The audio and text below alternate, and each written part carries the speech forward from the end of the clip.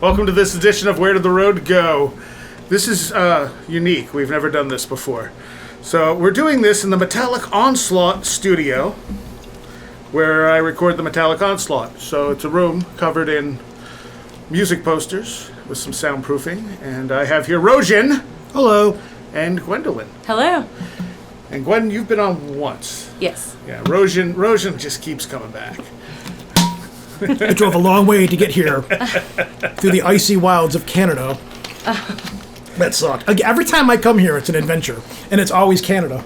Well, that screws me Canada's up. A good place. I love Canada. I just don't love the border crossing there. To be fair, it's the American border crossing. I never have problems with the Canadian border crossing. Yeah, it's coming into America. That's a pain. That's why I don't like going to Canada. Because coming back Canada's sucks. very cool. Like, hey, how you doing? You coming in? Did you bring anything? No? Okay. Have a good time. Weed's legal here.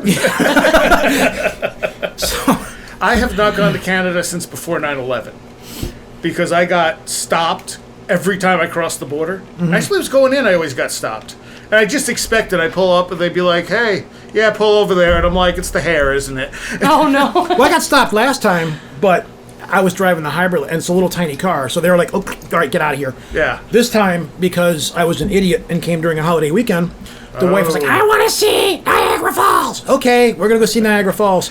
And the bridge to go from America to Niagara Falls, it's not real big. You know, it's a tiny bridge. And you're like, oh, cool, there's the falls, and, you know, there's all these people walking by you. And then you get through customs, and they've got 6 or 7 or 8 windows open to check your card. You know, I'm American, blah, blah, blah. What are you doing? Coming from the country, blah, blah. Okay, very well, pass through. And they've got 6 lanes that have to instantly converge into one. Yeah. And then past that, there's a whole bunch of traffic and a stoplight. So we're just kind of like sitting there and moving and sitting there and moving. Hour and a half later, we finally get through. And I don't like being around crowds and people, and I'm inside this metal box, just like gnawing on the steering wheel, dying to get out of there. And you've got the cops that are trying to control traffic. Like, come on, go over, scoot that way. Yeah. And they're not doing anything. They're just kind of there, you know. They're like, look, we've got bulletproof vests on. Move this way. Go that way.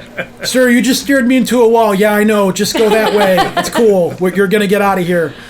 So that was fine. And then we got chased by a storm all the way here. So everybody's driving super slow. Huh. And we lost. We cut through a special way. I'm like, this is going to save us a lot of time. And it did until we got to the bridge. And then we lost all the time we saved. No. Yeah. And that well, at least it balanced out. Yeah. So we're doing this because I wanted to do a show that followed up one of your shows. And I didn't want to do this on radio. So we're doing this just for the podcast. Which was, you did a show with Stephanie Quick on Sex Magick. And it was an excellent show. Thanks, because I didn't know what the hell I was doing. Yeah. I agree, I enjoyed it. And she acted like she didn't really know much about it, but she does. And she was pretty good on a lot of the points there. But I was kind of listening going, I want to follow this up. Because you guys hit on a lot of interesting stuff and then didn't go anywhere with it. Well, I asked her about it. And there is stuff she wanted me to say to you, but I'm going to save that for the next episode. And she said part of the, I don't know if she used the word thrill, which I guess would be appropriate for Sex Magick, was that she said that part of it is for people to go out and discover this stuff on their own. Sure. And when you go back to me, I'm like, this sounds like a lot of work to ruin a good time. So like one of the questions you kept saying is why 40 minutes? Mm-hmm. And so one of the answers to that would be, I think, if you're just doing one thing for 40 minutes, it's going to run out of fun pretty quick, but it's also like rhythmic dancing. You know, you're doing something repetitive to alter your state of consciousness. In that case, I'm guessing that you're using stuff to numb yourself. Like in porn, they use stuff like Ambisol to make stuff less sensitive. This is getting really weird really fast. Yeah, isn't it? So, yeah. I mean, if you were going to do that... creepy? If you were going to do that, just bouncing up and down for 40 minutes, you're going to want to do that and have a lot of lubrication. I love how she's just sitting here like, yeah, okay. No, I'm in agreement, because if you're wanting to aim for that 40-minute mark, you're going to have to somehow find a way to elongate that situation. However, the situation. Great terminology. And I'm sure that's what some people do, but like my experiences with it have always been about energy. So it's not about just that. Like, the end point is not the goal. And I always break it down to, like, there's 3 types of sex. There's the type of sex you have because you want to have a kid. There's the type of sex you have because it's fun. And then there's the type of sex you have because there's a spiritual energy connection. And then you have the Jack Daniels sex. That's the fun. That's in the middle. Okay. That goes into the fun category. All you're going for on that is you just want to have sex. You don't even have to care about the person you're with. Whereas with the third level, you have to actually have a connection with them. You have to care about them. You have to like be able to have some kind of emotional, energetic connection to them in order for it to work. So you can have basic sex magic with anyone if you're just looking to alter your own consciousness. And I know you and her both talked about having experiences where you could feel what the other person was feeling. Mm-hmm. And that's part of that energetic sex. Like if you could create an energy circuit and you don't focus on just the base level of what you do with sex, without getting explicit here, you're, tactile and, you're right there? Go ahead, I'm kidding. And the thing is, everyone has sensitive spots that they probably don't even know. So if you find those spots, you're really picking your terminology well. I am. I'm very careful here. Because there's obvious spots. There's obvious spots on men and women that are very sensitive. But there's also other spots, like some people back of the knee, will be very sensitive and very erotic. And they have no idea because no one's ever touched them there or kissed them there. And so these things can help. What you're trying to do is raise energy. So you're trying to build the energy up and then kind of let it simmer down for a bit and then build it up further and let it simmer down. And it takes both people to be able to do it and connect. And it's very similar to Tantra. And the idea is to kind of raise your energy levels. It leads to enlightenment. It leads to a better connection with the person you're with. It's not just, I want a car. I'll have sex and focus on that. Let's make $1 million. Right. It's more of a spiritual pursuit, so it's an energetic thing. And so then the 40 minutes is not hard to reach. 40 minutes is nothing because you're not just doing one thing. You've obviously never had sex with me. Kidding. All right, let's go in the other room. Try this out. I'll pull the video camera. We'll test this theory. And I think there needs to be a balance, too, to find the right person, where, I always look at sexuality as a spectrum. So you have male and female and everything in between. So you need to kind of balance that somewhere. So you can have two guys and it can work, but they have to be balanced, one more masculine, one more feminine. There needs to be that energy balance somewhere. And I found from experience, some people, because my energy is like a thermonuclear bomb to some people, it's had really negative reactions to people before. So they've gotten ice cold, started shaking, just things that shouldn't normally happen to a person. And other people, it's the opposite. And I learned over time, it's like, okay, that person's energy does not click with mine. For whatever reason. I would imagine that to accomplish that type of thing, it's not just two people having an emotional connection. I feel like there has to be a vibration connection as well. Yes. Otherwise, it's just you're hitting a dead end. Yep. Has to be complementary. Right. It can't be the same. If it's the same, then it's like a magnet, you're pushing bouncing against off itself. Opposing forces. Right. Again, this sounds like a whole hell of a lot of work. It's not. That's the thing. I mean, the way you're talking about it, once you learn how to do it and pick up on it, it comes naturally. Yeah, but it's kind of like you make it sound like you have to have like tryouts. Sorry, you don't have to have the right. You don't have the right energy level. At this point, I know beforehand. Yeah. So how do you approach that subject? Hey, I'm really into you. Do you want to sit down and have some sex magic? No, seriously. Well, how do you approach that in the conversation? So it's never explicit like that. It's just you're just doing the stuff. And if someone connects with it, great, then you continue. And if they don't, then you stop. Because the thing is that both people have to be comfortable with themselves. And if they're not comfortable with themselves, it's not going to work. I mean, it's kind of like with relationships. I always say the best relationships are where both people care more about the other person than themselves and are both comfortable with themselves. Because then you have a relationship where they're both working together. And that's kind of what you want, is a situation where you're focused on the other person, they're focused on you, and you're working with what another needs. All right, so do you have an end goal in mind here? Like, this is what we're trying to achieve by doing this? Or does each individual person have their own goals that they're trying to achieve out of this? No, it's not goal-driven. It's literally... well, if you're generating the energy to do something with it... It's consciousness. It's shifting your consciousness. You literally end up in an altered state of consciousness. Okay, but to what ends? Because the whole purpose of it is to generate energy to achieve something, correct? No. That's lower sex magic. You can do that without giving a damn about the person you're with. That's no different than any kind of magic where you're... Because what happens at the point of orgasm is you have a disconnect. So if you're focused on something at the point of disconnect, it goes into your subconscious better than it does if you're just trying to get it into your subconscious, if you're just using ritual. Again, this sounds like a whole lot of work. Yeah, well... I guess I'm just not... I don't know. The typical chaos magic kid in their basement is going to pleasure themselves to something and then focus on something as they're getting done. And that's, and sometimes it works, sometimes it doesn't, whatever, but, they're also enjoying it. So it's not a lot of work to them. Mm-hmm. I would also imagine that if you have the right person, it would happen more naturally. It does, as well. Yes, exactly. You wouldn't have to really think about it. And in fact, if you do think about it, I feel like it would be like an intercept in your energies. Right. It would happen more naturally. You connect with some people, you don't connect with others. Right. And for like situations where you're already in a long-term relationship, clearly you already click. Your energies already click. Mm-hmm. And you I can feel build. Like it would, yeah. Yeah. So it's not work. It's better. Yeah. It's work if you're only out to pleasure yourself, because you're paying attention to the other person more than you're paying attention to yourself. I don't know. It's just not some place I would go with this, well, I guess. It's not for you. It's not for everyone. Yeah, it's not my thing, I guess. I don't know. It's... Like when you're like, we need to talk about this again, I'm like, so I don't know. Maybe not. It's like some people buy gaming systems and then play solitaire and look up email on it. The potential's there, but it doesn't mean they have to use it. They had the money, they got it. They have the tool. They could do video editing on it. Mm-hmm. But they're just going to play solitaire, So do you feel like everyone is capable of this? Yeah. Oh, yeah, absolutely. Although some people, it's going to take more work than others. Yeah, I could see that. Yeah. There are some people who are so self-focused that they don't really care about other people. And there's so many narcissists in the world. A lot of closed-minded people. Yeah. But narcissist personality disorder is becoming more and more common, and that's disturbing, because one of the key things with narcissism is people don't have empathy for others.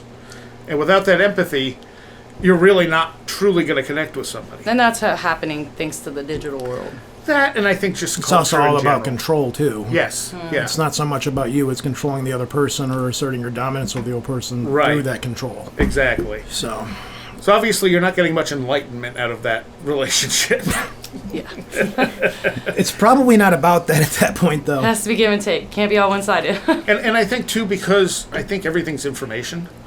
If you're connecting with someone on that deep of a level where you're exchanging energy in that manner, you're getting a lot more information from them. So you're really getting to connect with that person in a way you couldn't otherwise. So 40 minutes is not a big deal in this situation, because you're not rushing, you're not jumping into one thing and just doing it repetitively. You're doing different stuff, trying to build it. Again, too much work for me. I'm sorry. It's okay. You said Stephanie had written a bunch of stuff? She did. I addressed some of the questions with her, and basically what it come down to was that it was the idea that if people are interested in this, to go out and explore it and discover it for themselves. True. But so she didn't want to ruin a lot of it. Yeah, and I mean, when you look at, there's a lot of different techniques, but I think being aware of the other person is a good way to start. Not being focused on yourself. And, what was I just going to say? And like with Tantras, there's two levels. There's right and left-hand path Tantra. And a lot of people don't realize this. Tantras has a whole body of knowledge. These things are ancient. They have a whole body of knowledge from who knows how far back. So the right-hand path Tantra is about abstinence. And you've seen this used, I forget what movie they used this like it was a simple thing to do, where the guy learned about Tantra and he's like, you just hold it and you don't have an orgasm and then you can go again, and it's like, that's not what it's meant for. You've got this completely wrong. But there's actually techniques in Tantra where you're supposed to raise sexual energy, and at the point of orgasm, there's there's spots in the body you can hit that will prevent an orgasm from happening. Interesting. And then it will... Don't look at me. Yeah, I'm waiting for your response. I don't got one. And at that point, that sexual energy converts into energy that then moves like Kundalini. I'm listening to the guru here. And so that's right-hand path Tantra. Left-hand path Tantra, it's the same as with anything. Right-hand path is abstinence. Left-hand path is indulgence. So right-hand path, they don't tend to have sex. They'll do things to stimulate energy, and then they transform that orgasmic energy, what Wilhelm Reich would have called, what was his term for energy? It was like orgasm. Orgone energy. Yeah. And so they transform this orgone energy into energy that then moves up your spine and wakens up your chakras and so on and so forth. Left-hand path, it's indulgence in the sexual thing to try and make connections and wake up energy that way. So is it like two different ways of practicing, or is it like a yin and yang type situation where they practice one way one time and then another way another time? There's two different ways usually with Tantra. Okay, so it's two separate. Yeah. I mean, and that's the thing. You can achieve similar things with either one. It's kind of, I think, what fits people's personality. I think part of the problem with any of this stuff nowadays is that people's attitudes towards sex are so messed up. Yeah, it's all behind closed doors. It seems like still today. Yeah. The culture, our culture, American culture in particular, is so against nudity, is so against sexuality. You can have a PG movie where someone gets their head blown off. It's like, that's fine. Oh, a nipple? Or... I was just going to say that. A nipple slip? Oh, my God. Yeah. Yeah. And it's like, what is wrong with Split us? second. Oh, we got to shut down the network. Yeah. And then, and porn kind of feeds into that. There's nothing, I don't think there's anything wrong with porn as a thing, but the problem is because people are so repressed and because porn is so available, it just gets more and more twisted because people are like, oh, I'm feeding my desire. Well, now it's been fed. What else is there? Oh, well, that's even more taboo. Oh, that's even more taboo. And you look at what some people are looking up and you're going, why on earth is that a sexual fetish? That's why you have sites like Chatterbait. I was talking with a friend a little while ago, and I was telling them about it. And I showed somebody the site and went on there, and there was just this husband and wife that were naked in the kitchen just doing a cooking. Oh, yeah? They were like doing a cooking show while they were having sex. And that's interesting. I mean, that's just funny. I mean, yeah, it was. I mean, there's some really, really funny, weird stuff on there. But I'm like, I'm not really sure what the point of this is. I'm not sure, like, am I supposed to be aroused by the sex, the cooking? Are we going to Flavor Town here? I don't, It was just like, what is going on here? Extra spice in that whole situation. Yeah, I guess so. Well, and they're just going, I don't remember what they were cooking. They were making a cake or something, and they're just, going at it, like making a cake, having sex, or whatever they were doing in the kitchen. Adding some special icing to the cake at the end. I wasn't going to make that joke. They only ate that. But did not share with their friends. But it got us to talking, like, what are the limits? Where do you go with this? How it's a niche thing. I don't know. I mean, where do you take this stuff now? The problem is because it's so easily available too. It's so taboo, but yet so easily available. Exactly. That it's not like, oh, I get a little bit, and you get a little bit more. Here's everything. Anything you could possibly imagine and more. And you'll get things like girls putting scopes down their throat. Yeah, apparently there's a cake sitting thing now. Oh, yeah. I don't. Yeah, so I guess somebody really want. I'm like, no, I don't want to watch. No, you got to watch this. No, I don't want to watch this. I really don't. Even that makes more sense than looking at someone's internal body. Yeah. You know what I mean? Putting scopes in different holes. It's like, why do you want to see the inside of someone? Yeah. Why is this a sexual fetish? It's because. And how do you go about accumulating energy from this? I'm sorry, I didn't mean to cut you off. Well, no, but that stuff has nothing to do with energy. That's what I'm saying. Like this, the repression of sex is makes it more difficult for people to deal with this stuff on an energetic level. Because it's been created as this separate thing. Like there's us, and then there's sexuality. And that separation makes it harder for people to kind of like accept it for what it is, use it as the tool it can be. You're going to make a tool joke, aren't you? No. Okay. No. Right. No, I don't. You know what? I'm not going to make up because it already is funny and humorous within itself, and it is a serious topic. You're trying to talk about it seriously and everything. And maybe there's humor there. There's a level of immaturity, but after a certain point, it's like, all right. Stop being funny. It's like, we get it. You're a child. Moving on. So, I mean, I get where you're coming from, and I understand it. But again, for me, it's just not something that I'm into. Yeah. Even if I were into magic, and stuff. It's just not. We covered it because I found it to be an interesting topic, and it's something we had never covered before. And I get that it's about accumulating energy and stuff like that, but I'd always thought of it as far as magic goes, which really within the last year, like last time we had talked about magic and stuff. And you'd brought up that you said I was a practitioner of magic, but I don't use ritual and stuff. And since then, I've had 3 people tell me that. One person came out of nowhere. I was at a bar. We had just gotten done going to a motorcycle swap meet. My buddy got up and went to the bathroom. And this guy walks up to me at this bar, and there was only 3 of us. And this guy walks up to me. He goes, I just want you to know that I feel you make things happen. You make manifest through will and intention. And I just wanted you to know that. And then he took off and walked away. So I'm sitting there like drinking my beer like, the hell was that all about? And then my buddy comes back. I'm like, did you just see that guy talking to me? He goes, yeah, he was kind of checking you out or whatever. I thought he was gay or something, which I did too. If he was hitting on me, great, I'm flattered, but whatever. But the guy just comes up and talks to me because I was telling my buddy how sigils and stuff work, and this guy's way at the other end of the bar, and he's kind of like looking at me and nodding his head and stuff, and then my buddy walks away, and he comes up and says that, and he walks away. And I'd been really trying to get a motorcycle rule. Again, another motorcycle story involving me and magic. So this guy walks away, and I'm like, what the hell was that all about? What's going on here? And you had told me that, and somebody else had told me that too. They're like, you are a mage. You are doing magic. You're just not using ritual. Right. So, and I've had all these strange synchronicities happen, a large amount of synchronicities happen to me within the last year, rotating around this kind of stuff. And for whatever reason, as I was telling you before the show started, this publishing company, I asked the guy to come on the show. It might have been Michael Hughes. I don't remember. But then this company that publishes magic books just started sending me books on magic. So about once a month, I get an envelope. I open it up, and there's 3 books on magic in there. So my magical book collection is now growing astronomically in leaps and bounds, which is great because I study the stuff. I'm really interested in the history of how it works. I find myself more attracted to hoodoo and root work and stuff. I've been dabbling in Enochian and trying to learn it. It's very complicated. It seems to be very overcomplicated. Yes. As I wear an Enochian Gabriel amulet that a friend of mine gave me. But then more recently, I have a friend that I really wanted to get a motorcycle really bad. There's a certain motorcycle I really want to get. I'm like, all right. They're like, let me help you out with this. I'm like, all right, whatever. I don't ever ask anybody for magic. I feel it's rude to call somebody and say, hey, can you do a spell for me? Can you do this for me?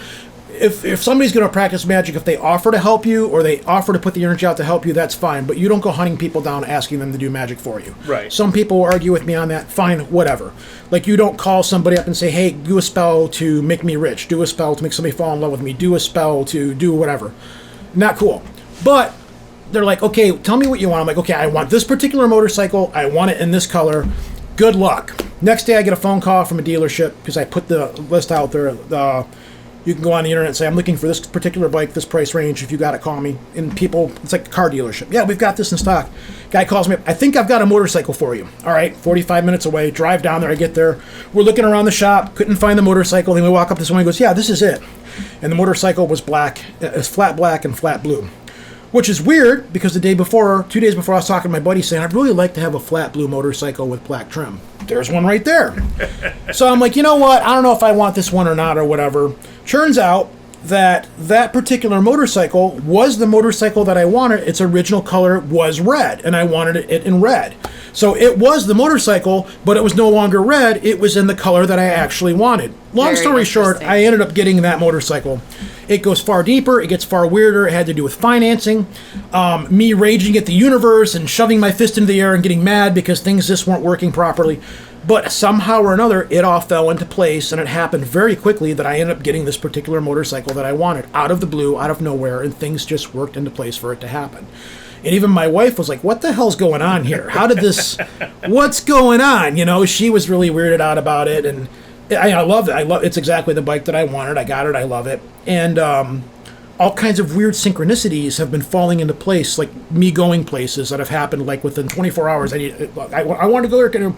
Strange series of events happen. Boom, I'm there. You know, it's just the weird how this year has gone with things like that, and it all evolves around magic or people who use magic or magic in situations. Well, consider magic is just how did Crowley describe magic? Magic is the act of your will on your environment. So if you pick up a glass, it's really low magic, but you're exerting your will on the environment. So as you get higher in how you're describing it, what you're doing is literally creating your own reality. You don't need ritual. For whatever reason, you're tuned into something where you're able to create portions of your own reality. I don't want to believe that, though. Now, you're just dying to say something. I am. Go ahead, because you're just like, you're jumping out of your chair over here. I'm wiggling in my seat here because that's exactly the same way I feel. I feel like magic is like 90% intent. Yeah. How you put your intent out there and how strong your intent is how well it comes back to you. Right. And I feel like that's a big part of magic is your intention. Also, the fact that you don't believe in it probably helps it happen. Oh, great. Because that again, I don't believe I'm going to get rich either, so where's my money? Hang on. So back to Crowley. Crowley would always say, beware lust for result. And that always puzzled me, and it was actually reading a Seth book that made it make sense to me. Because I always thought, well, if you're trying to create some magical spell, why would you not want to focus on it?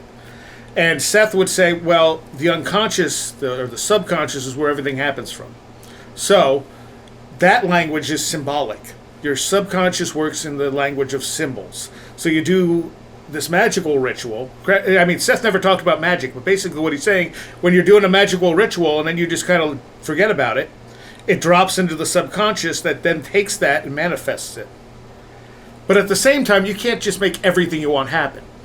You know, there's a point to why you have certain things and not others. I mean, the universe gives you what you need, not what you want. Yeah, I say that all the time. I very seldom get what I want, but I usually end up getting what I need. Right, right. But I also have a very strong belief that there's always a cost to pay. Yes. There's always a balance of one kind or another. Well, I've told the story where I said to the universe, I could really use about $2,000. And like 3 days later, I hit a deer, knocked my car into a ravine, and did very little damage somehow. I thought I was dead. I literally thought I was going to die. I'm going down this ravine at like 60 miles an hour. It's all ice, no control. I see a line of trees, and I go, all right, I'm dead. And I just kind of accepted it and went through the first line of trees. Car just kept speeding up. Still, now here comes a bigger line of trees, and I went, oh yeah, we'll take that. I'm like, here's where I die. Okay. And then the car stopped like it landed on a cushion.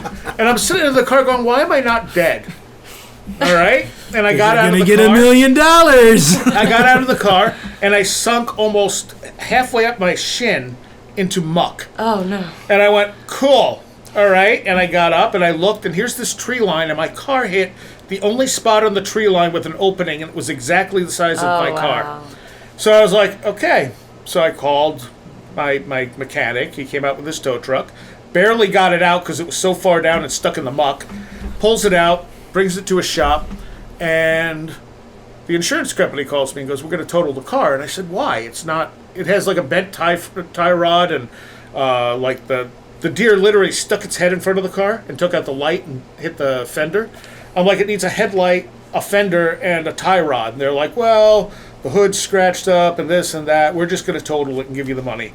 I'm like, but I want the car. And they said, no, you can keep the car. Oh. Just get it fixed and get, like, you have to, like, redo it as recertify it, recertify it, whatever. And he's like, so you can keep the car. He's like, we're just going to give you $2,000 for the car. And you can keep the car. And I went, and I just started laughing. And he's like, okay. That's how it was when I got this bike. I just went out there and I just shook my head and started laughing. I was just like, all right, you win. It wasn't the way I wanted $2,000, but it could have been a lot worse too. Well, what I'm told when you ask for stuff like that, I've had conversations with other people like, yes, you can ask for this stuff, but you have to say, I would like it to come from here. You have to specify. Yeah. Otherwise, somebody in your family might die or something. And leave you a bunch of money, right? Yeah, so there's always, again, it goes back to the cost to pay thing. So I was telling my friend, I'm like, I really don't want to do this because they're always like, oh, the universe is full of infinite power out there for you to take. It's like, yeah, but there's always a balance. There's always a give and a take. You help a person, you lose a person. You do this, you gain that. You do this, you lose that. So at that point, there's no reason I would just get $2,000. You know what I mean? So it had to come from something. So the universe said, well, we'll just smash up your car a little. Yeah. Mm-hmm. Yep. Do you do this stuff at all going on? As far as like magic? Any of this stuff. I'm not going to ask you about Sex Magick, but go ahead. I feel like magic works in my life. Not intentionally. Mm-hmm. It's all subconscious. Like me coming down here, when I wanted it to happen, I knew it would happen. Just because that's the way things seem to work for me. If I want something to happen, it'll happen. Well, me and you have been planning this for a while. And it just fell the way that it did. It just, and I knew me that and you would were happen. like, we need to go out to Seriah's, and there's a graveyard, and we do this, and blah, blah, blah. That's why I was just like, yeah, I can make it happen.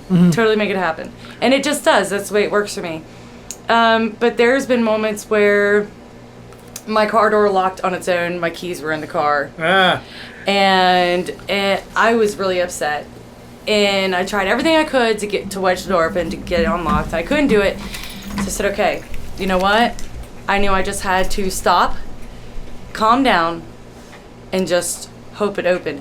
And all of a sudden, I heard a click, opened my door, and I can get my keys. And that's just kind of the way things work for me. And it's magic, but it's not something that I intentionally do. I don't do spells. I don't do anything else. It just happens around me. See, I'm kind of afraid to do stuff because I already have a weird ebb and flow as it is. You don't want to mess it up. Well, if something's working for you, I wouldn't mess it up. Yeah, just because I don't believe, like, there's people that believe the Earth is flat. You know, there's people that don't believe we went to the moon. That doesn't mean that it's real, you know. Maybe in their reality it is. So we might all inhabit slightly different realities after all. But I have been dabbling a little bit more and more into it. I've gotten, my study of it has increased a lot more, but I have yet to actually go out and do any real practicing. There's some things that I want to do. There's some stuff protection-wise that I would like to do. But I just don't have it in me to actually sit down and do ritual. It's not, I feel hokey doing it. When I actually did try to practice magic, I feel like my energy kind of vibrates really high. Mm-hmm. So when I was practicing actual magic ritual spells, there was just an explosion of all this magical energy, paranormal activity that just happened around me in such a short period of time. It kind of pushed me away from that whole practicing aspect, and I just kind of let it happen naturally around me, mostly with intent. Right. And that's more chaos magic in a lot of ways. Yeah. I mean, there's a structure to some chaos magic, and that always bugs me. It's like, no. The whole point is there's not a structure, you know? Yeah. You know, there's good books on it. Like there's is it Liber Null? It's two books in one, Liber Null and Psychonaut.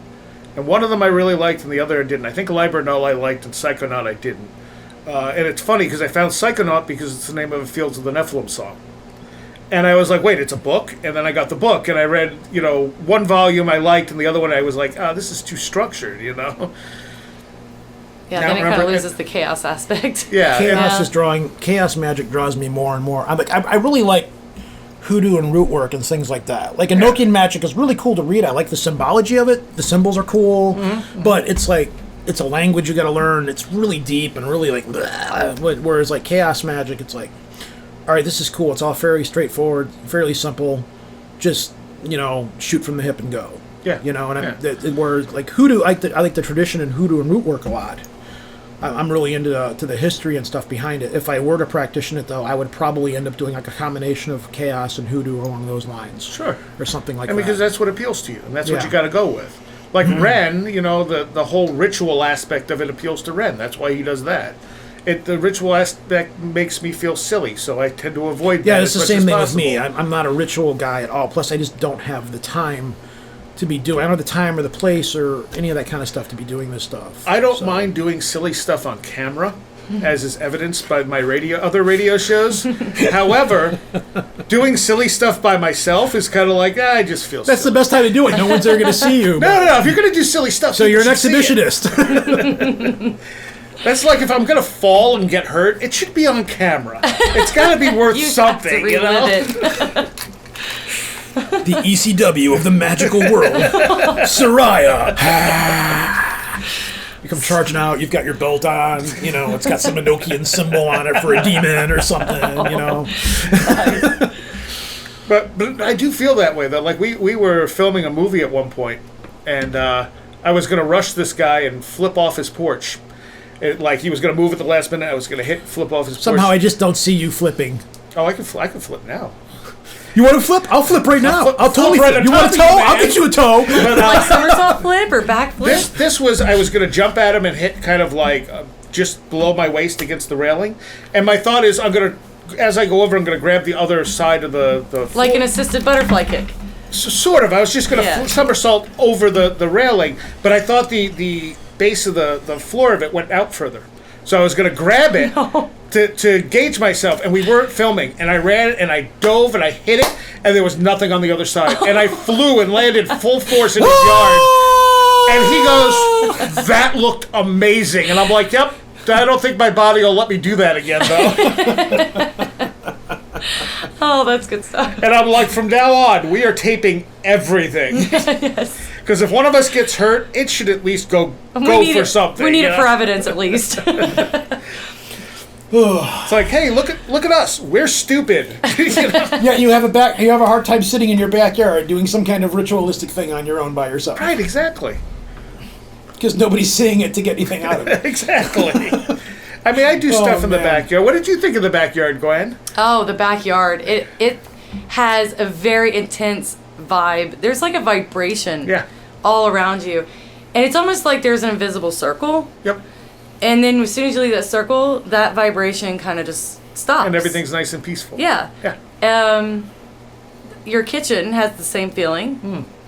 I don't think the whole house does to some degree. Yeah, but your kitchen is where I felt the most vibration. And a lot of times I've noticed in all of my paranormal hunting or paranormal investigation that a lot of times when you experience that, that's almost like a portal. That's where things can move in and out. So I'm not sure if that's what it is in your case, but it really feels like a strong vibration. I had a dream within the last week or two of portals being all over the house and beings just kind of coming in and moving back out. Yeah. And I went, what can I do to enhance this idea? Yeah. When I woke up, I'm like, how do I make that happen? Well, that's funny because that device that I brought with me, that device actually helps assist in strengthening a portal that's already there. All right. Okay. Yeah. And it actually runs stronger off of your own body energy that I've discovered. It runs stronger off your own body energy than it does when you attach AC electricity to it. Oh, okay. So just your own body energy will make this device send out even stronger electromagnetic waves than the AC power would. And its sole intention is to put out some massive EMF waves that kind of draws in things and it adds to the already there swirl of energy. Gotcha. So do you have a lot of stuff happen in this house that's weird? Oh, yeah, all the time. Voices, music. When I went to see Tim Renner, my ex was still here, and she's like, okay, the whole time you were gone, I kept hearing music, and when I go into the room I was hearing the music from, it wasn't there. And I'm like, oh, yeah, that's the first time that's happened to you? You know, like, so there's that, there's the bangs, there's knocks, the occasional spout of poltergeist activity. Do you see shadows? I don't see a lot of shadows in the house. Trying to think what else has happened. Has any of this increased within the last year or anything like that? Or has it stayed? Has any of this increased within the last year, or has it stayed constant? It's always been like that. When I've had certain people over, like spending the night, stuff would increase. One person in particular, like we'd be watching TV, the TV would turn off, the volume would go up. There was the weird, what's it called when you're hearing something, but like when you're half awake, hypnagogic. Yeah. So I woke up I was half awake and I heard like a scream followed by a bang. And I woke up very suddenly. It was like, okay, that was just in my head. And the same moment this happened, the dog went crazy. And this is back when my mom was still alive. This was like 2 dogs ago. And so I got up. I love how your increment of keeping time is animals. 407 dogs ago. There's also pre-flood and post-flood. But so I had gotten up and I said to my mom, like, why is the dog barking? She's like, I don't know. He just went crazy for no reason. Wow. And I'm like, he went crazy at the moment I heard something that should have only been in my head. Yeah, and also what's weird is that she didn't experience it. So it's like your mental state kind of entered into a different, like, I don't know. I like to say, like, dimension. Yeah. I know that's probably not the correct term, but I feel like there's layers. Sure. in those You're layers of talking dimensions. about layers of consciousness is what you're talking Yeah. about. And it's like your mental status went into a different layer Yeah. and it picked up on maybe a past or previous or even future Or events. yeah, could be. Or it wasn't even an event, it was just how it interpreted this particular data. Yeah. Yeah. The cat, the bigger one that you met, the calmer one, Yeah. Jack, will occasionally, I will pick up stuff from her. Oh. Like she didn't like litter that we had gotten. And so she started peeing in other places in the house. And we didn't know. I do that all the time. Pee at other places in the house? It's a thing. I thought I was the only one that did that. I know, you'd think that, wouldn't you? But no. I'm glad I'm not alone. Yeah, it's okay. You're in good company. And it would be I'm going to like, go pee in the corner over there right now, actually. it would be like rooms we didn't use, so we didn't know. Yeah. And she'd go in there and she'd like pee on the carpet. And then I'd have a dream that I was doing that. And I'm like, what the hell is that? What is that? And then when I discovered it, I went, wait a minute. You've been peeing on the... It's the litter. How long is the litter? How long I've been having the dreams? I'm like, all this connects. Yeah. I've actually been picking this up from the cat telling me she doesn't like So the your litter. cat's legitimately getting pissed off because it's trying to talk to you in your dreams. Right. And you're ignoring it. And your cat's like, for real, dude. This stuff sucks. I don't like this litter. I don't like this litter. Because we tried all natural cat litter. You know? And she was like, nope, I want no part of this. That's pretty neat. I have a lot of experiences like that too with animals. I feel like I have a weird connection with animals. Oh, so do I. Yeah, and I all the time will tell my kids, my dog wants this, my dog wants that. And they're like, how do you know these things? And I'm like, I can tell. You can just sense these things. So yeah, I have a weird connection with animals, and it seems like you do too. Yeah, most of my computer customers have pets, and I'll get there, and the animal will be like, oh my God, you're here. That is so And they'll be like, who doesn't do Dude, this? you gotta help me. It's like...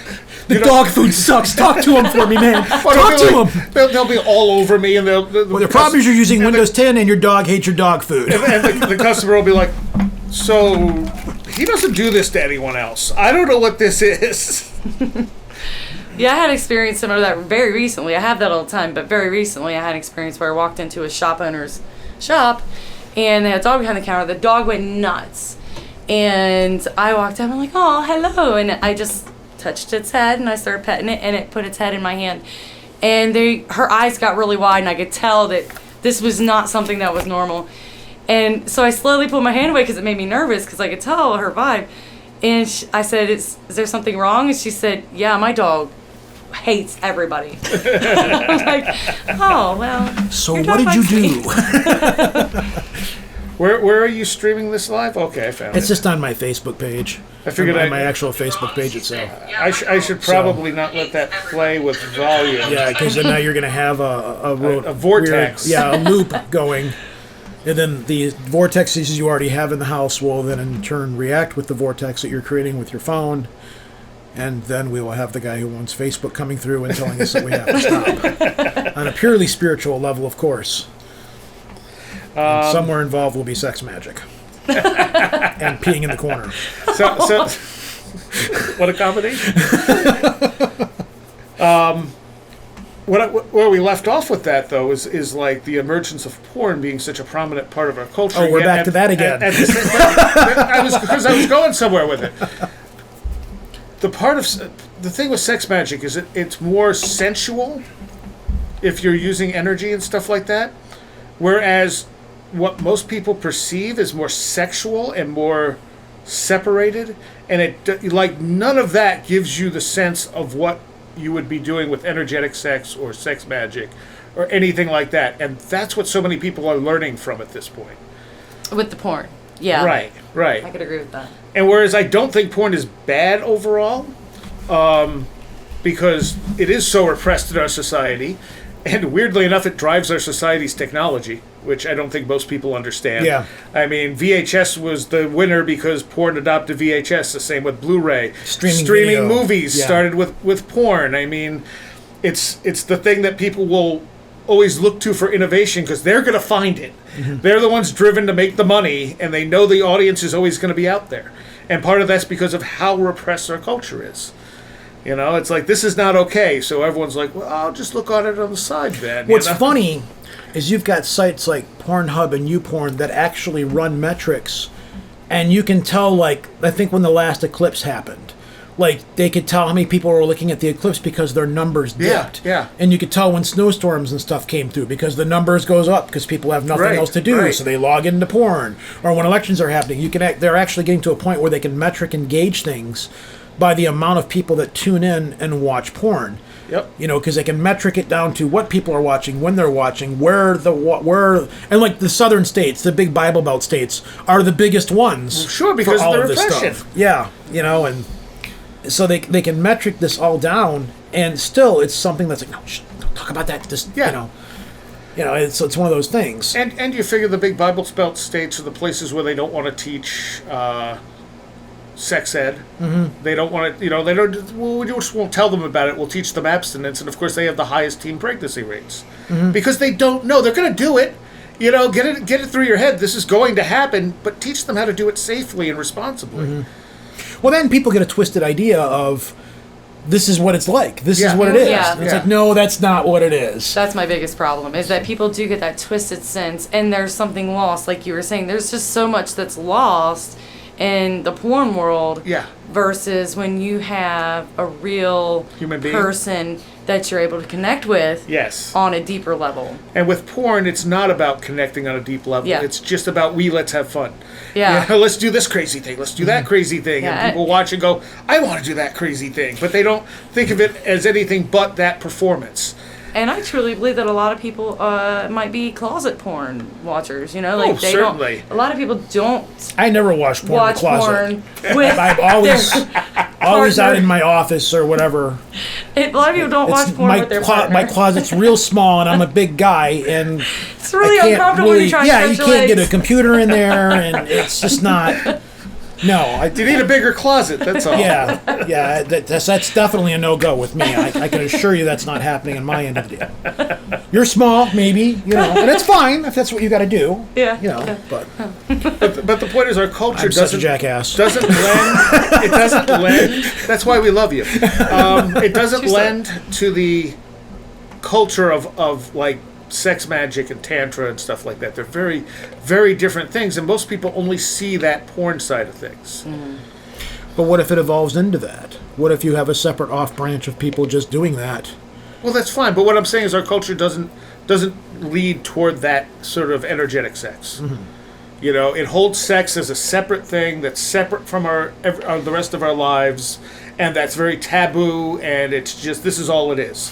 See, what's weird, like when me and you were kids, it was like, the pennies catalog, the bra section. Yeah, that was never the case with me. Or you had like the HBO He's channel. Like, I had more available. Yeah. You had the HBO channel, you had the squiggly lines on the screen, and you could sort of make it out, Nowadays, it's so readily available. Kids now, and it's that has so an different effect on people. Yeah. I'm wondering where that's going to, we're just beginning to see the realization of all this stuff. We're just beginning to get a grasp of what's happening in the social media, the contrast world. Yep. What's going to be like in 20 years. Like for us, it was different. But for kids nowadays, 5 minutes, and they're again, there. this is what I'm saying, because it's so available. When you and I were growing up pre-internet, you couldn't get whatever you wanted. You got whatever you could get. Yeah, you got what you found in the woods and would go, wow! And you're like sitting there nodding your head. She's like, okay, yeah. Well, I mean, we did kind of steal my cousin's Playboy that was out from underneath of his mattress many times. But even still, though, for you, it was a whole different thing than it is for kids nowadays, Yeah. It's so readily available, and there's so much of it out there, and it's just like anything you want is possibly out there. Right, so you can be 13, go on Like if you wanted to Pornhub, watch you can sex see cooking shows, you really had to dig for that stuff back then. But now you just go in the closet. At 13, you were lucky to find a Playboy pre-internet. Mm-hmm. At 13 now, you can just turn on Pornhub and watch whatever you want. Yeah. Mm-hmm. And there's really no way to stop it, because parents usually don't know as much about the computer as the 13-year-old. So the 13-year-old's like, you tried to stop me. That's funny. Yeah. Now I'm going to watch more of it because you tried to stop me. And that puts a twisted sense of reality in that child's head, and that causes that future disconnect. Yes, yeah. For sure. And you'll hear people say, well, it's degrading to women, but then you realize women are running that industry. Very true. Yes. Yeah. You know, they are making preying money. on the fact that men will pay money for this. And I mean, men watch it mostly for the women. right, so. exactly. Yeah, but that's changing now. From what I understand, the women market, the woman market is far, far greater than anybody ever assumed. Oh, or it's knew that always it been was. there. It's just been even more taboo. Yeah. Yeah. I agree. That's another taboo thing. Like, women can't enjoy this, and it's like, well, now there's women that are making porn for women, you know, and bug. But this thing's flying around my face. It's driving me nuts. I just totally did a kung fu swat and knocked it out of the air. I'm pretty proud of myself. I channeled my inner chi and blew a fly out of the air. Moving on. So, but Yeah, we're never going to know. It's going to be years before we realize the true impact that this has had on our culture as a whole. And social media, too. I mean, social media and Netflix are now beating porn sites for the first time since the internet started, which is kind of good. Yeah. But it's also that people have to be constantly connected, you know? I read something, it was on the Chive 2 weeks ago, and they were talking about the comments on porn videos, and there was a kid that was doing his homework, and he wasn't finding the answers that he needed, so I think he was on YouPorn or something like that, and he put a question like, what is the answer? And people were helping him do his homework. As in the porn, in the genius. comments, and there was all these different comments of stuff like that. This guy was like telling his life story, and people were giving him advice in the comments of the porn video. Wow. It was so weird, you know. It was like perfectly normal too. Someone posted recently on Reddit saying something like, you get nicer comments on YouPorn or YouTube, Yes. whatever, than you do on YouTube. Yes, yes. And they're like, and it's like, it had this graph, and it's like, you know, people on YouPorn or whatever, it's like, oh, this is great, this part's awesome, this is, you know, whatever, and then people on YouTube, this sucks, everything sucks, you're all jerks, you know? Yeah, you post a music video, and if there's one downvote, you've got like 12 people. How can anybody downvote this video? You go on YouPorn, everybody's nice, they're civil. You know, the one person that is a jerk is very quickly pushed aside. Right. Totally different culture, which is a strange thing within itself in a weird way. Yeah.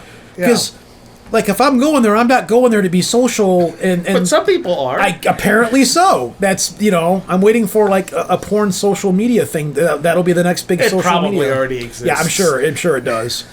What was it, Rule 34? If it exists, there's porn for? I know somebody's going to correct me on this right now. Somebody's listening. No, it's this rule right here. But which is true. If it exists, there is porn for it. Yeah. Unfortunately, everything has been thought of. Yes. And things that really should never have been thought of have been thought Everything of. is now in a recycle stage. You know, furries are now a mainstream thing. I did go to a furry convention. Really? Once. Yeah, we had a You furry. went to one? I did. Interesting. I did. And it was. You, Yeah. Roejen, who is I did go to a furry against convention. I've been to a couple Sex of. Magic. I'm not against it. Okay. I'm not against. No, He's I'm not just not against any of interested in it. trying. I'm just Okay. not interested in it. It's just not something that holds my. I'm not against it. I'm like, no, people shouldn't be having sex. If it works for you, if that's your thing, if you can fit in the closet and do what you got to do, go for it. That's the fine. closet. It's just not something that I can see myself doing. Because if I'm having sex to have sex, not to be like I really need to get $1 million, you know, or whatever. It's just not where my interests lie at that time. Yeah. But if people want to do that and it's consensual and, you know, and fine, whatever, that's cool. Everybody's got their own thing. Like I said, with the energetic stuff, it's also helping your relationship generally. Because you're connecting so deeply with someone, because you're basically exploring each other on numerous levels. So by doing that, you're going to enhance your relationship. Oh yeah. Versus just having sex, which you can have without even caring about You're someone. making it sound like I should be dropping acid and doing this or something. So tell us about your furry convention. Yeah, Oh, it wasn't much to it. It was Oh. just, you know, there's people selling, like, you know, tails. So what and, were you dressed know, as? I wasn't dressed as anything. And it wasn't a really real big one either. I've disappointing. been to some really off-the-wall conventions. I went to, a few years ago, I went to a holistic craft show. It was a spiritualist convention. They also had a craft show going on at the same time.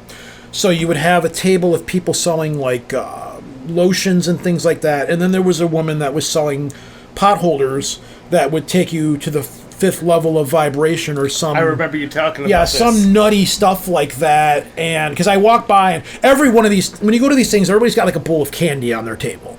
And that's the lure. So you walk by and you're like, wow, I kind of want one of those root beer candy barrels. One of those barrel candy. Oh, now you've took the candy. Now I got to tell you my spiel about this magical pot holder that if you use it will raise your vibrations to the 7th level. And I'm sitting there like, crunch, crunch, yeah? All right. All right, tell me your spiel. What do I get if I buy your magic brownie pot holder deal? And they go into the whole rant about how if you buy this pot holder, you will be more spiritually in tune and stuff. And I'm like, this is a pot holder that somebody sat there, and it was made from one of those plastic. Energy into it. Yeah, and it was made from one of those things like it's a plastic like loom, and you got the little thing that you weave through with the rubber bands or whatever. It was one of those kind of things, and it had like, I don't know, some Miyakamba design or Makamba design or something. I'm like, all right, yeah. This is adding to my diabetes. But I want to hear the spiel. That's I mean, some of the spiel, but the part like I'm also pretty skeptical by nature. I mean, I've seen some stuff, and it has nothing to do with skeptical. Yeah. I want to see how people view the world. Yeah. Yeah, I find that part really interesting. And Not then, that I don't have to agree with them. It. Yeah. Yeah. You don't have to believe in it. It's interesting to see how they see things. And the Raelians were there too. Yeah, and see again, that's interesting to me. Yeah. Like I don't have to agree with them to be interested in why they believe what they believe. I always want to know why people believe things. Yeah. And sometimes when I say to someone, well, why do you believe that? They think, what, you doubt me? And it's like, no. I want to understand what makes you believe that. Like what aspect of your experience in this reality has led you to this belief? Because we all experience things differently. Mm-hmm. And I'm not saying I'm right, because I'm certainly wrong about probably everything. Yeah. Well, and I feel like the more you explore all these different sides and all these different views that people have, the more you open yourself up to more possibilities. Yeah. Speaking of which, I had this great message, and this guy, Rod, says he's listened to the show for about a year and then concluded I may be some kind of disinformation site. So, yes.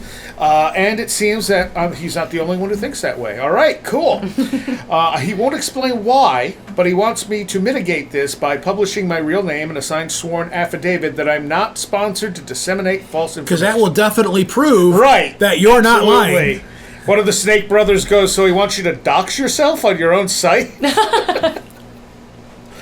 Sure, do it. As long as the paychecks keep coming in. There, I mean, what better way to put out disinfo than to say you're not putting out disinfo? Right, exactly. the funny thing Are you a disinfo agent? No. It was the perfect answer. No way it could be mistaken for a yes. The funny thing is I spend so much time trying to get people to think in different ways and think for themselves and saying, nobody's 100% right, 100% wrong, embrace these different ideas, and it's like, oh, you're disinformation. It's like, how is that I can't in really any way understand what harmful? disinfo you're putting out there. We're not saying, I mean, unless it's because we're going against ATIP and all that stuff, the to the stars and everything. Yeah, but you don't.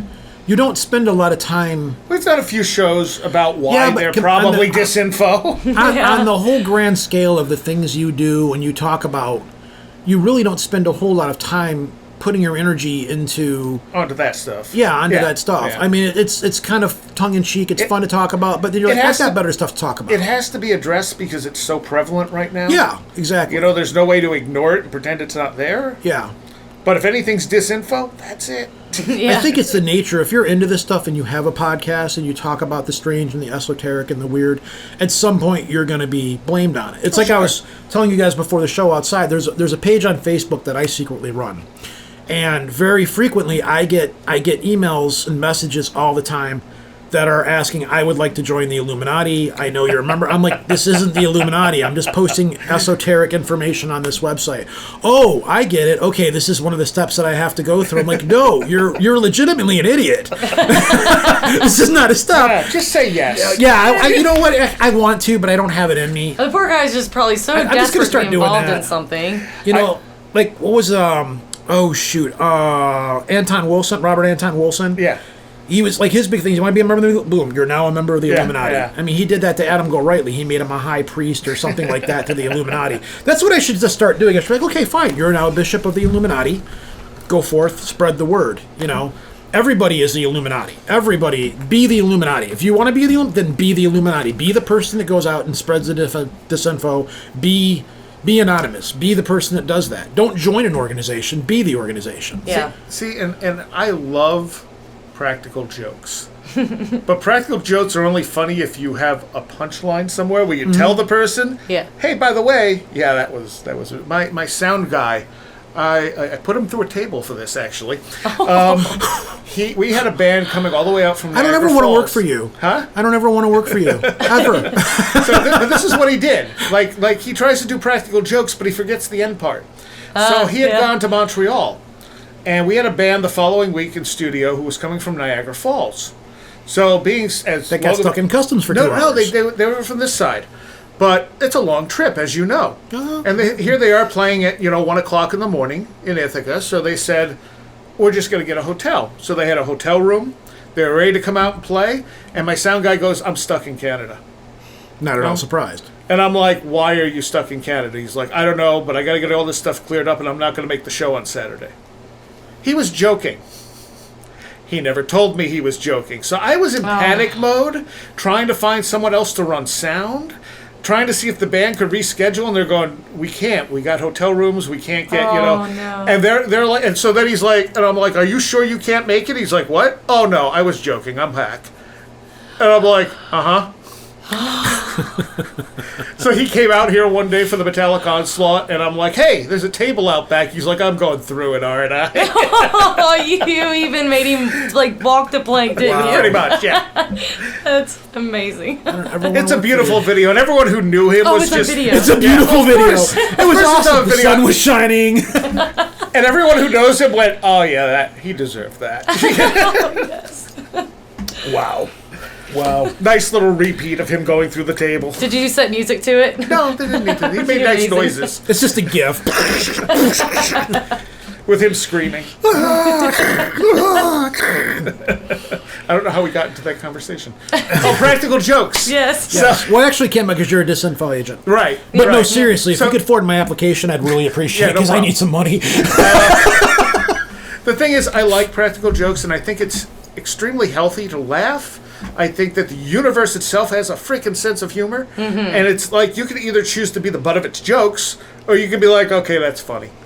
Yeah. I can't say I disagree with that. I mean, that's the way my outlook on life is. You might as well just laugh.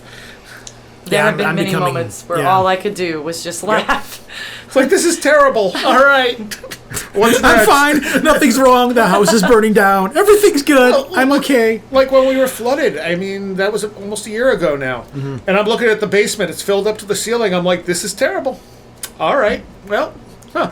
And I laughed and went, the power's still on? That's weird. That's how you, it's like when you're at the line of a little bit crazy at I this get point. that vision of Fight Club when they're in the basement trying to get the fuse box to work and there's Oh my sparks and God. stuff flying everywhere.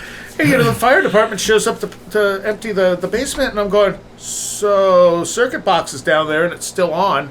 And they're like, yeah, that's fine. I'm like, no, I don't think you understand. We still have power. How did they empty the basement? They just pumped it out? Yeah, they threw a pump So how in did one of that the phone trucks. call go? Hello, fire department, my basement's flooded. Could you pump it out? So that has happened because pumps have gone bad. But this one in particular went, I called 911, which is what you have to do, and they answered, and I said, my basements are flooded to the ceiling. And they went, okay, are you in danger? And I said, nope. And they said, okay, other people are right now. As soon as they're Yeah. not, we'll send someone to... And I said, okay, I didn't know that. That's fine. Yeah. And they were here 30 minutes later, but it's because all the water that was coming down on my house, basically, was then washing down to the lakes. And, like, especially Lodi Point, houses washed away. Wow. Washed right into the lake. You couldn't get down most of the roads. The roads washed away. Nothing like that's ever happened here before. So they treated it like a disaster situation. It was a natural Yeah. disaster. Eventually it was Wow. declared a natural disaster. It was almost impossible to get money from it. Wow. Because FEMA finally released funds in, I don't know, March or something like that. This They happened didn't in speed that up August. because you're a disinfo agent or nothing No, like that? they didn't have that pull. Wow, okay. And the funds, like they had so many hoops you had to jump through to get the funds, and then you only had like a month to put in the application, and it's like, no one's going to be able to get this money. I'm looking at this, I can't get this money. I don't have all this stuff. How long did it eventually take? I don't know. I never got the money from Oh them. my gosh. Wow. So You still haven't got the money from it yet? I can't get the money from it. It was a small window where you could apply, and I didn't have all the stuff they wanted. Oh, You're a no. government disinfo agent. They You wanted, have a poll, if I or- remember it, they wanted pictures. I'm not going to let this go. Full size. I really need a job. Like full size sheets, printouts of pictures before and after of everything that got damaged. I'm like, who the hell has that? Yeah. You know, that's ridiculous. Yeah. And just all this other stuff, I'm like, I don't have this stuff. And I was talking to someone about it, and they're like, yeah, they did it that way so they don't have to give most of the people money. believe Very that. few people are going to have the money. And it was only available to people who lived here. A lot of the people who live in this area live here over the summer. So it's not their full-time house. Those people got nothing at This all. is Vacation Home Central. Yeah. And so that was it. But now FEMA's offering us flood insurance, which I got as soon as I could. Not very much. Yeah, dude, I remember you posting pictures. Your yard looked like Noah's Ark was about to come Yeah, down well, through. it was Yeah, it was I waist remember. high. You had a car it was underwater waist in your high. yard. It was waist high in the driveway from rain. Like, because I had been here before, then when you posted that, I was like, man, your yard isn't like that. Yeah. To be that much water.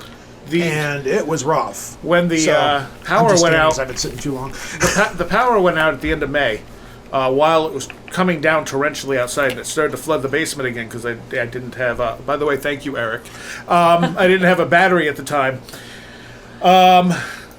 So when I called the fire department to pump it out before it got into the hot water heater and stuff, the woman walks into the back and she goes, "So the water back there's up to my knees," and I'm like, "Yeah, it does that."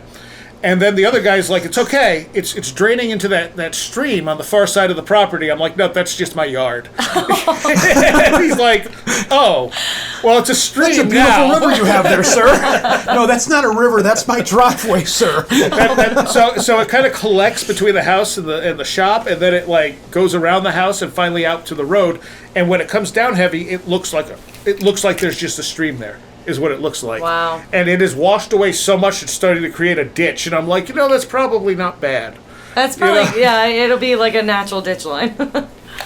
But it's just been recently that this has been that bad, where we get rain that heavy that it's like flooding everything. I mean, every once in a while it would happen in the past. I think I had pictures from early 2000s where we got a lot of rain, but in that case the rain accumulated in the field next to us. And then at some point it just kind of broke and just came rushing through our yard. Wow. I remember when I'd been out here before, you took me around and showed me a couple of the waterfalls around here. Yeah. And the first one you took me to, it's cool, but from a distance it looks like a little tiny waterfall. And then I'd seen video of it, and it was this like raging torrent of monster water coming down the side of this big hill, and I'm like, wow. And then all of the waterfalls around here. There was one that goes through a middle of a town somewhere around here. I want to see it, but there's like Montour Falls, probably. Yeah, you can see like the town, and then there's the waterfall at the end of the street. And it looked like the town was getting ready to be washed away by this waterfall from the angle that it was. And they show it like they had a side-by-side comparison. It's like a little tiny stream. And, that's how cute. Let's go get proposed under this. And then they showed the waterfall after the floods that came through here. And it was like, wow, everybody's going to die right now. Gosh. It was insane. So for that to happen, it was like, wow, that's crazy. And I felt so bad. You were like, my heater's done, blah, blah, blah's done. Yeah. And it was like, all right, everybody get on the Facebook page, get out there, talk about Seriah, see if we can get this guy some help and stuff. And honestly, it was mostly Where the Road Go people who helped. I mean, That's I amazing. had friends give me money. I had other people give me money, but the bulk of it came from the Where Did the Road Go audience. Yeah. And they were just amazing. And right away, boom, and I was able to get a water heater. I wasn't able to get the furnace. Because the furnace, if I had to replace the furnace completely, I think they told me it was $8,000. Well, the disinformation checks, I'm sure, probably helped a as little well. bit. So I really think you should do it. Just say you're a disinfo agent, because Pay me. yeah, just do it. But the furnace was never replaced. It was fixed, but it was fixed by Weatherization, who were very cool people. Because the house had been weatherized, and I guess if you have weatherization, it's only every 20 years you can get it done, and it was done like 10 years ago. And he's like, "You're not eligible, but this was a natural disaster. Let me see what I can do." That's amazing. And so he pushed through. It took until December 28th before we had heat, but he pushed it. The guy personally pushed it through and fought for it. And he's like, "Okay, we can't replace it, but we can fix it." And I'm like, "Great, that's heat, Yeah, that's awesome. So things do, it worked out. As horrible as it was, and with me going, I don't know what I'm going to do. I'm not going to worry about it because I don't have any options at the moment. I'll just wait and see what happens. Throw yourself to the universe and see what happens. Yeah, and the combination of different things helped me get everything fixed. So I got to Mostly. ask, and in complete seriousness, did you do any magic to help you in your favor at that time? No, Why? didn't even think about it. I don't do magic like that usually. That's the thing. I don't do it for gain. To me, magic is about, like, I do a lot with currents of energy. So, like, my life, when I record everything I'm doing, I name the book something. So, like, years ago, I named one of the books the Book of Darkness. And right afterwards is when shadows started following me around the yard. And not just that, but I would have dreams of things like I'd be looking at the porch door and you'd see tendrils of darkness kind of creeping in along the edges of the door and slowly pulling it out. I'd go outside and everything would be that Oz factor. Everything would be dead quiet at night. Like, not a sound. If I was outside with someone else, everything was normal. They'd leave, everything would just go dead quiet. And it was creepy. And I didn't realize that this was happening inside of a book that I labeled the Book of Darkness because I felt that was the name of it. You know, it was like, this is the current of energy I'm dealing with. I don't know what that means. And then looking back and reading back, I'm going, oh, that's what all that meant. Okay. And this. So, interesting question. Do you feel like that was your intention? Like, No. The intent that you put, not like your intention to do it, but like just the fact that you titled that book alone, do you feel like that drew that in? No, I think I was picking up on what was happening. So you feel like you had a connection to Right. something. Yeah. And that's how it usually is. Like, I'll say it's the book of whatever, and then the stuff within that book tends to follow that pattern. But I will also do rituals to kind of engage that pattern. You know, To what end? because that's where I'm supposed to go. So I'm trying to kind of help it along. I'm trying to get in the, I'm traveling down a river. I'm trying to get in the middle of the river rather than stuck along the side. So your intention behind magic, the reason you do magic is because you want to make a connection To the universe. to the universe. Right. That's And if I were to do like structured magic, that would be my sole purpose. And the current of energy thing kind of came from Kenneth Grant, where he talks about different currents, and I was like, this is kind of what I'm experiencing. So I just kind of took that phrase, even though I don't mean it quite the same way he does. It's like, this is kind of what I'm talking about. They're currents. They're energetic ideas that kind of go in one direction, and at a certain point they peter out, and then you have to pick up the next one. See, this is one of the reasons why I don't think I could do this stuff with any, like, my big thing is, I want to save the world. That's my thing. It's like when someone, like even with you, if you've ever, like every time you go on Facebook, things are bad, I always try to contact you. Are you okay? Mm-hmm. What's going on? Are you all right? I've done it with you. I do it with Yeah. everybody. And if somebody And needs so help, do I if I see it. Yeah. yeah, and if I can help somebody, I feel obligated that I have to do that in some way, and it's gotten me into a lot of trouble. Yeah, me too. But yeah, it's like, you're such a nice guy. I've got to say, it's like if one more person tells me I'm a nice guy, I'm going to eat a bullet. I'm like, don't say it. But Ro, you're such a no. Don't say Yeah, it. it's not just that I'm a nice guy, I'm a sucker. Yes. yeah. Like, because And I'll I've get gotten to the myself- point where I know, and I'm like, they're just using me, but if I pull back now, they're going to be a mess. Yeah, so let's kind of wean this off slowly. Yeah. And get, I get myself into that boat a whole lot, and I Yeah. don't learn my lesson. But it's hard because it's your personality type. You want to help people. And if I were to get into magic and start doing this is what I would do. I would exhaust myself just trying to take Help other care of people. other people. And I have friends that do that. And I've seen some people that go out to an edge and they just about break themselves expending energy to do this. Sure. And I'm always like, you pull too much, you got to stop. But they're like me, and to some extent they want to help everybody that they can. Mm-hmm. And I know how I am. I know I would waste my life away just doing what I do. I would. I know I would. But you do save the world one person at a time. That's You do. the thing. People don't always get that. They're like, And we the need other some hard- grand, huge thing. No, you just got to get people to get along. You got to help people when they're down. I think it's more valuable to get people to stop fighting each other. Like, politics is the worst it's ever been. Yeah. I know people who won't talk to people who believe differently in politics. It's like, how do you think we're going to improve things if you won't talk to them? The people at the top who are running everything, they're winning because we won't even engage with one another in constructive conversations. There's a Pussifer song, and there's a line in it that says, "We will never know world peace until three people can learn to look each other in the eye simultaneously." And that always sticks in my head. That's So, but yeah, it's I would burn myself out. I know I would. Yeah. I would, and it's just in my nature to want to do that, and I don't know if I trust the universe will take me where I need to be. Yeah. See, the other thing is, I might go out and help 5 people. I might do something good in 5 people, but I'll lose somebody along the way, and that's the one thing that I will gravitate on that will haunt me. And it won't let me go. It's like, man, I really screwed up here. Why? How did this happen? What did I do there? What did I do there? I used to be like that, but I've, over the years, learned to kind of just disconnect. It's like, okay, I did everything I could. I'm getting there. Done, but stuff for me, like I got a friend I talk to, and it's like, for me, it's a circuit. When something gets started, I have to complete the circuit, or it will drive me crazy in one way or another. Yeah. So it's always a circuit. With this stuff happens in my life, with things that come up or synchronicities that happen. Like the thing with the motorcycle, it was like I had to complete that circuit, or else it would have drove me insane until I finished it off. And when you're dealing with sex magic, you're creating a circuit. It's literally the term I like to use, that you're completing a circuit between two people. I think we need to have an intervention here. You're creating an energetic circuit between 2 people. Yeah. So maybe that helps explain. You're not helping. I'm sorry. I agree. I agree completely. And some people you don't want to create an energetic circuit with. That's my problem. I would expend every bit of energy I have on as many people as I could if somebody needed it. Because that's just what I do.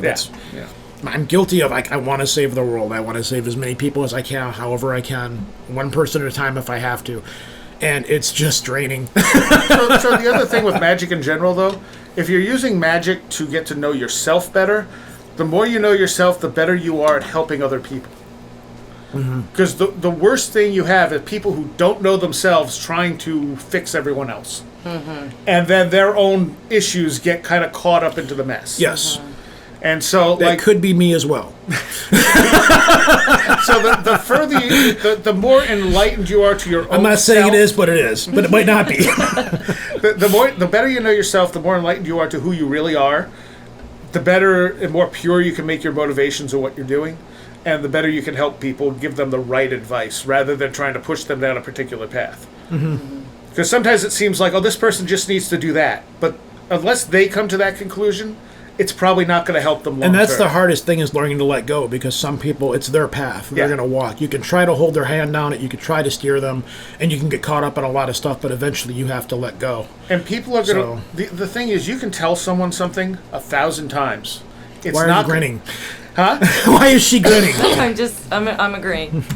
You can tell someone something 1,000 times. It's not going to sink in unless they come to that conclusion themselves. Whether it be through experience or just that moment of, aha, this is what I was doing wrong. The fact that you've told them 1,000 times doesn't matter. They might come to you and be like, so that thing you said. Yeah, but then you've got people who feed off that kind of stuff. Like, you've got people that they know that you're out there to help people, whatever, and they latch on to it, and they'll drain off of you, and they drain off of you, and then at some point you're like, all right, I'm done here. I got to go. And it's just...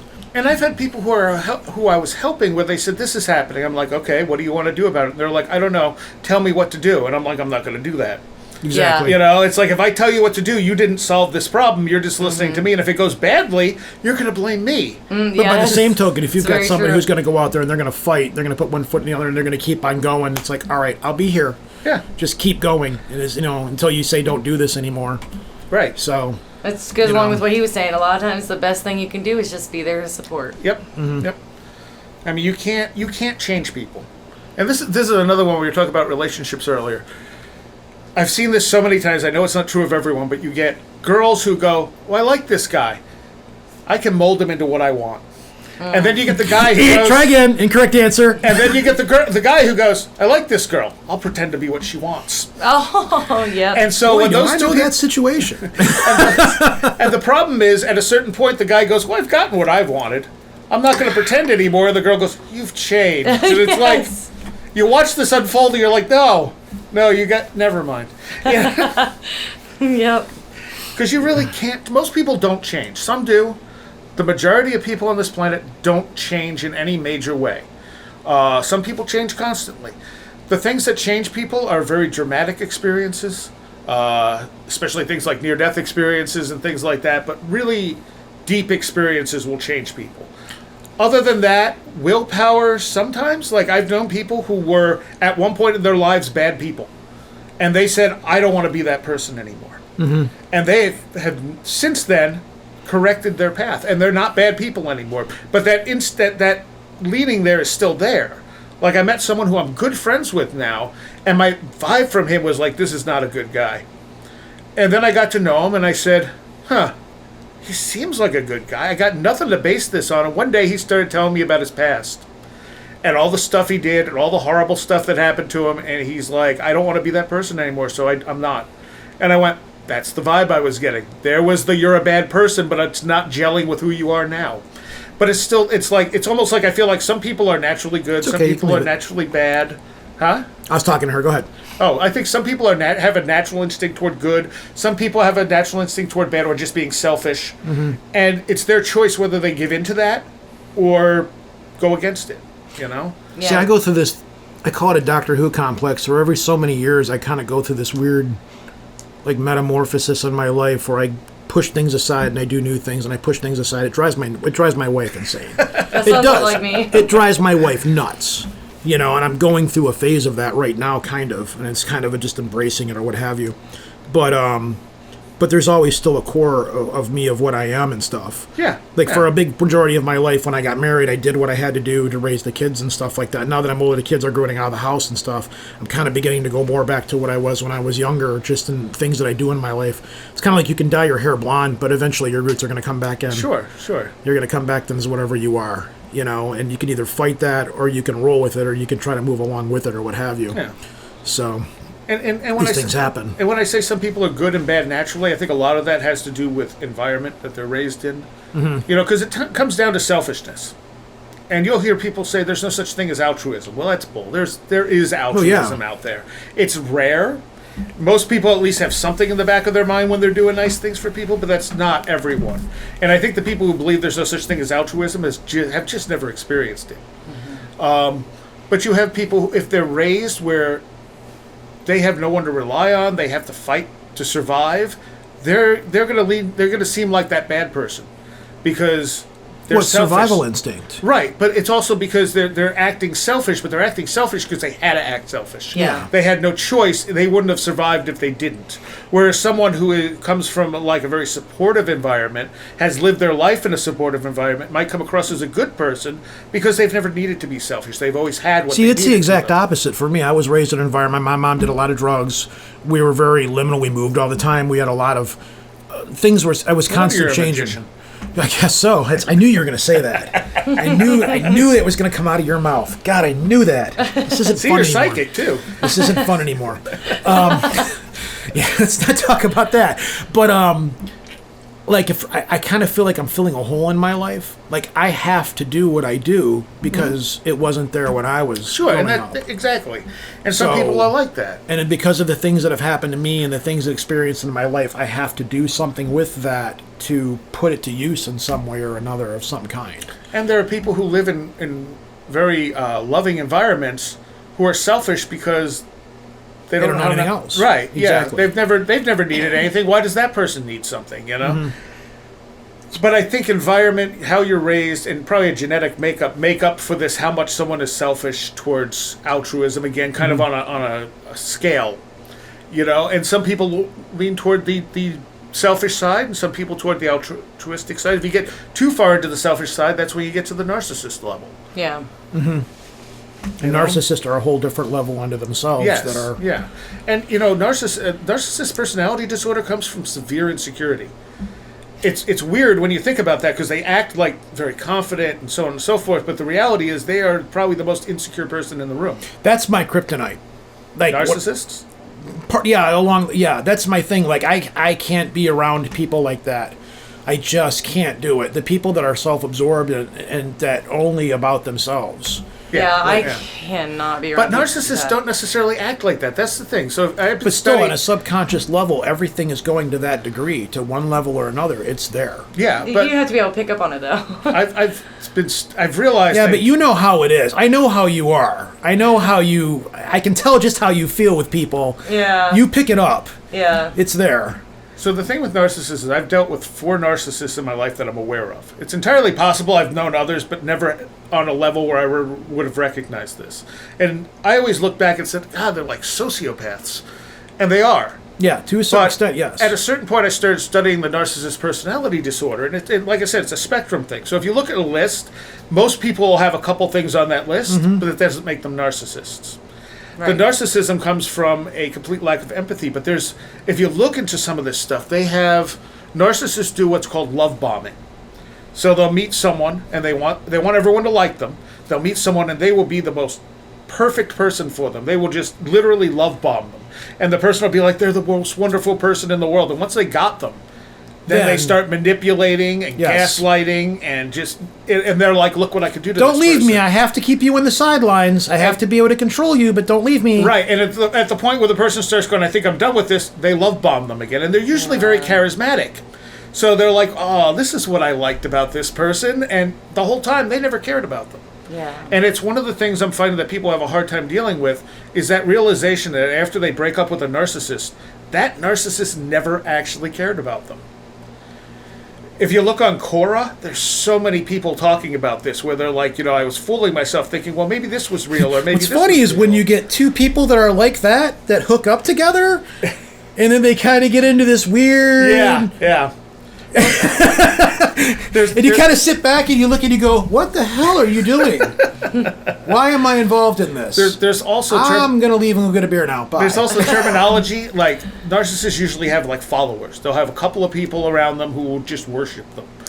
The term for them are flying monkeys. Huh. Because they'll do the narcissist's bidding. Wow. And the more I look into this, I'm like, this is just a whole different level of everything. Like, it's a whole different level of reality for these people. And there's a lot of them out there. It's just you don't necessarily know unless you get to a point with them where they can play those games. Mm-hmm. And then when you do walk away, the ultra paranoia kicks in. Yeah. It's strange. And because they're so insecure, that's, it's a self-defeating trap. Right. So in a way, I kind of feel sorry for them. But at the same time, they're so toxic, you're like, what can you do, Exactly. Unless they recognize it in themselves and go and try to help themselves. Again, if you look through Quora, there's so much stuff on narcissism. And, like, there's one guy on there saying, he's like, I'm a narcissist. He's like, I have done everything in my power to not be like this. He's like, I don't want to be a narcissist. He's like, I have trouble empathizing with people, but I try. I don't let these things, control me.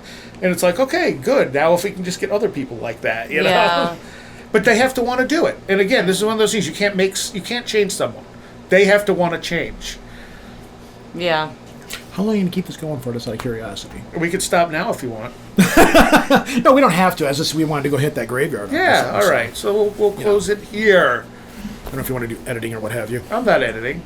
Oh, There's great. no editing. Guess what?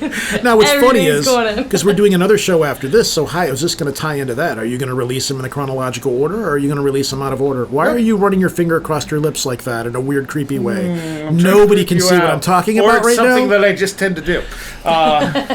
He's been doing that the whole time he's been talking. Yeah.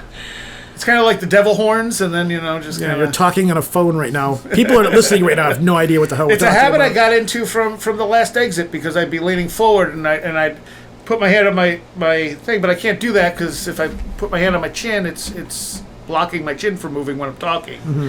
So I kind of like just put it to the side, and then it's more comfortable if I pull out the two fingers into the sort of devil horn thing, and then one ends up on my lip, and it's just kind of like, I'll just rub the lip. And you start moving your finger in a circular motion around your lip, and I'm not sure if you're hitting on me or not. I'm totally hitting on you, Roejen. Oh, okay, cool. Now let's do some sex magic. This night could be interesting. Bring your hat. All right, people. Roejen, where can they find you? You can find me on Project Archivist Podcast, www.projectarchivist.com. Any place you find podcasts, you'll find our show. All right, excellent. And you're starting something maybe at some point. Yeah, you can't find me anywhere because I don't exist. All right. I'm just kidding. I actually have Uncharted Paracryptid Studies on Facebook, so you can kind Really? of get on there and see what we're up to as far as our paranormal investigation. We also go Bigfooting. We just do a lot of fun stuff in the Squatching? paranormal field. Yes. All right, excellent. Thank you both. Thank you. No problem.